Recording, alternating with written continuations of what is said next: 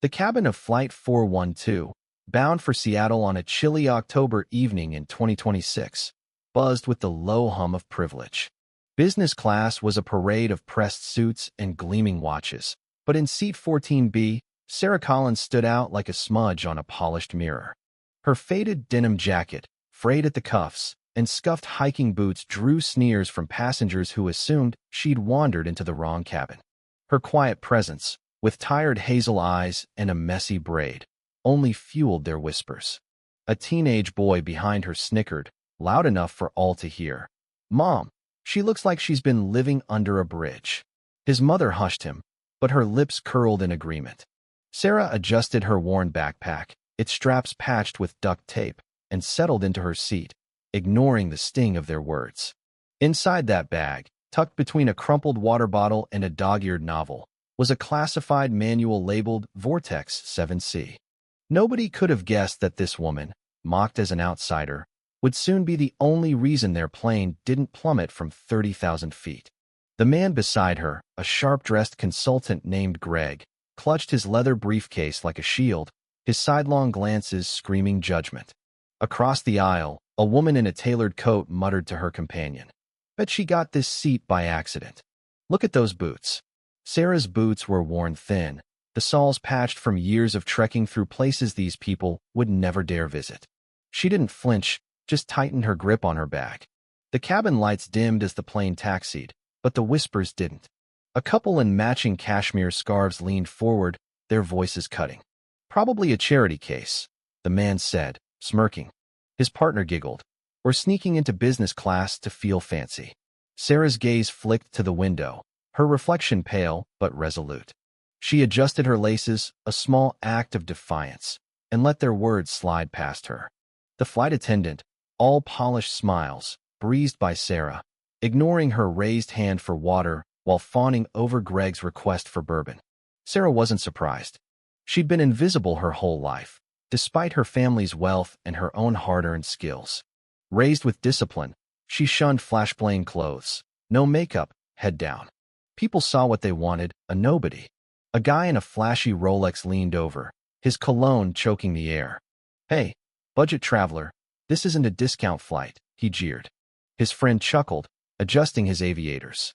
Sarah's fingers paused on her bag, but she didn't turn. Her silence was louder than their taunts. As the plane climbed, a young influencer, Mia, angled her phone for a live stream, panning to Sarah. "Check out our mystery passenger, guys. Spy cosplay or homeless chic?" Her followers flooded the comments with laughing emojis. Sarah's eyes flicked to the phone, then away, her fingers brushing her bag's zipper. A flight attendant snapped, "Ma'am, your bag's blocking the aisle." "Under the seat, now." Sarah complied, slow and deliberate. As she did, a small pin fell out, engraved with a hawk and the word Spectre. The attendant didn't notice, but a retired pilot across the aisle did, his eyes narrowing. "That's no civilian insignia," he muttered. The cabin jolted with turbulence, and a red pressure light flashed. Oxygen masks dropped, and panic erupted. Passengers screamed, trays clattered, and Mia's phone hit the floor. The captain's voice crackled, strained. "We're experiencing an altitude control issue. Stay calm."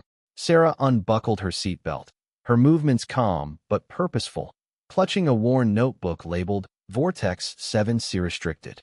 A burly man in a leather coat blocked her path, bellowing, "Sit down. You're not crew." A flight attendant grabbed her arm, voice shaking. "You're making it worse." A bottle flew, grazing Sarah's shoulder. "Stop pretending you know anything," a woman shrieked. Sarah's gaze locked on the man, unflinching.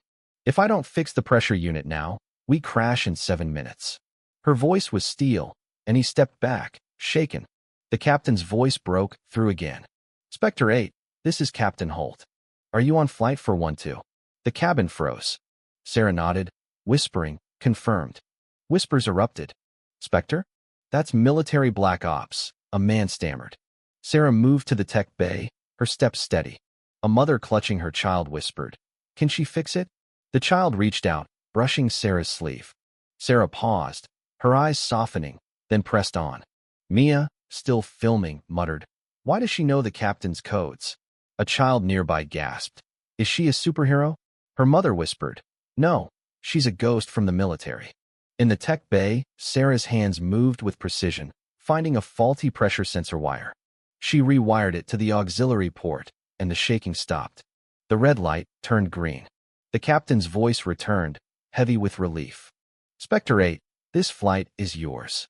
Cheers erupted, but Sarah's face remained unreadable. She returned to 14B, ignoring the apologies that followed. Greg, the consultant, stammered, I'm sorry. I didn't know. Sarah nodded, her gaze distant. The man in the leather coat sobbed.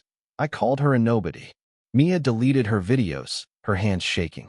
The flight attendant offered water, voice trembling. I ignored you earlier. I didn't know who you were. Sarah replied softly, you didn't need to. As the plane landed in Seattle, an unmarked SUV waited on the tarmac. A man in a black suit saluted Sarah. The general's waiting, ma'am. She stood, backpack slung over her shoulder, and paused at the door. I was never gone, she said, her voice a quiet blade. Just overlooked.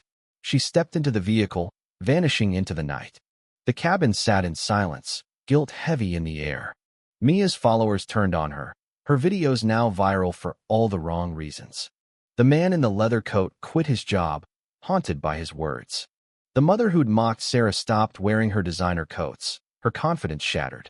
The boy behind her never mocked anyone again, telling friends he'd seen a hero. Sarah didn't care about their regrets. She'd learned long ago that the world misjudged what it didn't understand. Her wealth, her training, her codinamity weren't her. What defined her was her quiet strength, proven at 30,000 feet. The cabin would never forget her, nor the shame of their snap judgments. Who do you think Sarah really was?